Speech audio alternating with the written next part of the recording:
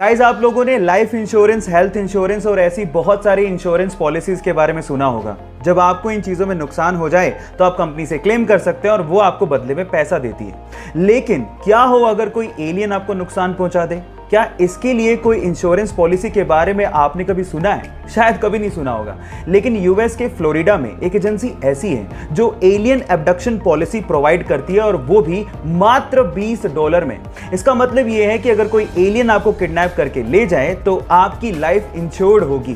पहली शर्त यह है कि अगर आप इसको क्लेम करना चाहते हैं तो आपका किडनैपिंग के बाद अर्थ पे होना जरूरी है। और दूसरी शर्त सुन के आप शायद हैरान रह जाएंगे।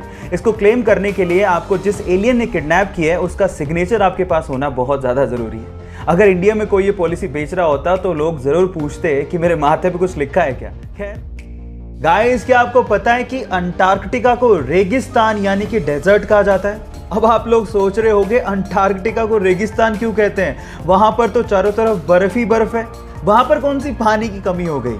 तो थांबा, मैं आपको आपकी जानकारी के लिए बता दूं कि हम मानते हैं कि भैया स्नो बर्फ होती है, लेकिन स्नो की कंजप्शन आपको हाइड्रेट करने की बजाय डिहाइड्रेट कर देती है। जी हाँ गाइस, आप ठीक सुन रहे हैं। जब आप स्नो की कंजप्शन करते हैं तो आपके शरीर को उसे पानी में बदलने में ज्यादा एनर्जी लगती है, जो स्नो के हाइड्रेटिंग इफेक्ट को नलीफाई कर देती है ना। इंटरेस्टिंग फैक्ट गाइस, अगर आप लोग भी ये सोचते हैं कि डायमंड कोयले से बनता है तो आप लोग शायद गलत हैं। चलो थोड़ा फैक्ट चेक कर लेते हैं।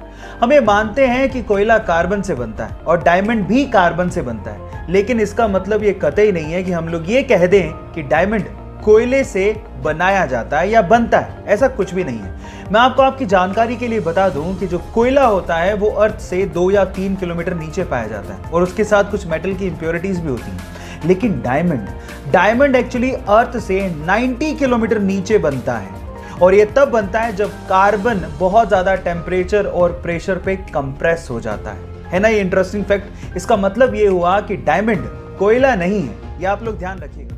केले खाने के अपने अलग ही फायदे होते हैं, और अगर आप लोग भी मेरे जैसे केले के शौकीन हैं तो आप लोग एक चीज से तो शायद परेशान होंगे कि केले बहुत जल्दी गलने लगते हैं, और 1 या 2 दिन में ही केले के छिलके अजीब से काले पड़ने लगते हैं।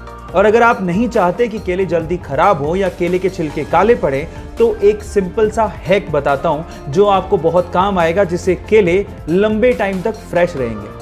इसके लिए आपको क्या करना है, केले के स्टेम पे आपको क्लिंग फिल्म यानी कि पतली प्लास्टिक लपेट देनी है, जिसे होगा कुछ यूं कि केले का स्टेम इथिलीन को रिलीज नहीं करेगा और आपके केले लंबे समय तक फ्रेश रहेंगे। ये इंटरेस्टिंग फैक्ट और ये लाइफ हैक आपको कैसा लगा चैट सेक्शन में लिखना मत भूलिएगा।